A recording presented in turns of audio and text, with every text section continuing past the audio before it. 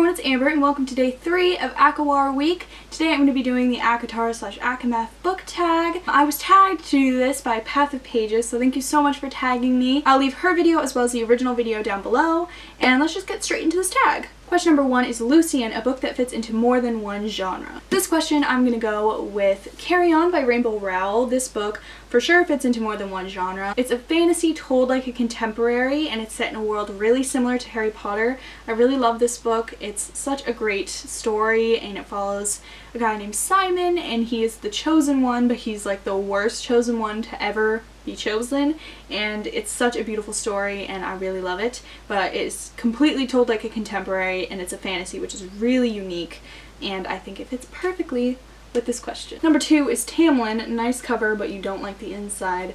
True statement. This one I'm gonna go with Passenger by Alexandra Bracken. Don't hate me, I did like this book, but it wasn't as good as I wanted it to be, and I'm really sad about that because I was really excited about it.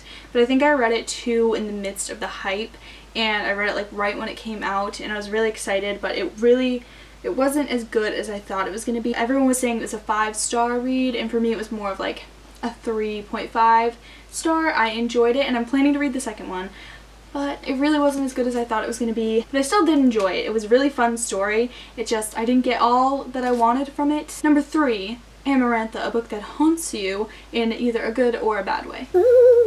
For this one, I'm going to go with The Last Star by Ricky Yancey.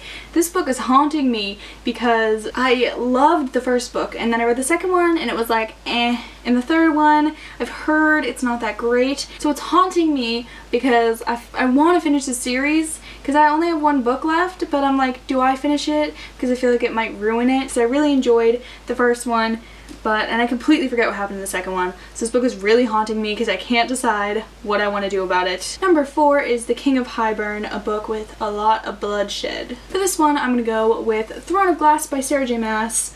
Badass Assassin, Selena Sardouthian. Need I say more? Number 5 is Amren, a book that you don't know much about. For this one, I'm going to go with The Bone Season by Samantha Shannon. I know very little about this. It's a fantasy, and the main character's name is Paige, and I think I've heard that there's a lot of different mythical creatures in it, but that is really all I know about this. I'm really interested to get into this though, because I like when I don't really know a lot about a book, because then I end up enjoying it more because more of it's a surprise to me. I would definitely love to hear you guys' thoughts on it if you guys liked it, but I really don't know a lot about this, so if it's perfectly for Amren. Number 6 is More Truth. Pick a memoir. For this one, I'm going to go with the only memoir I own, and that is A Work in Progress by Connor Franta. I really enjoyed this. It's a really great memoir. If you like Connor Franta, you will love this, but I think that there's something in it for everyone, even if you don't like Connor Franta. Number 7 is my favorite question. It's also my favorite number, so it's funny that this goes with my bae, and that is Rhysand. Pick a book that you have a bond with. For this one, I'm going to go with the Hunger Games series, specifically the first one. I have a really close bond with this series.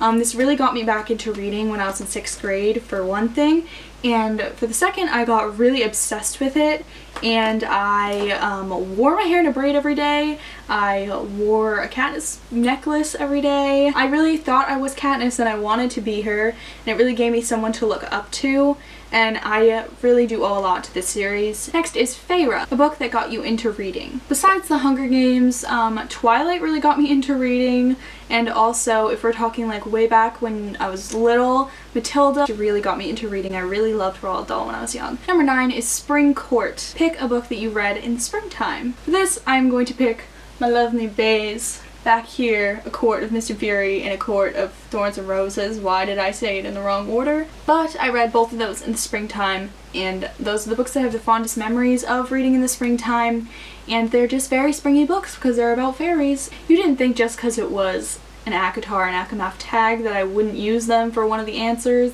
Y'all are funny. Night Court. Pick a book that you read late into the night. So for this one, I'm going to pick Caraval by Stephanie Garber. I read this very late into the night. There were so many plot twists, and it was like 8 or 9 o'clock at night, and I had to finish it at that point. So every single like page there was just another plot twist, and I couldn't stop and put it down and go to bed like a normal person. I had to just stay up like basically all night reading and finishing the book, but it was worth it.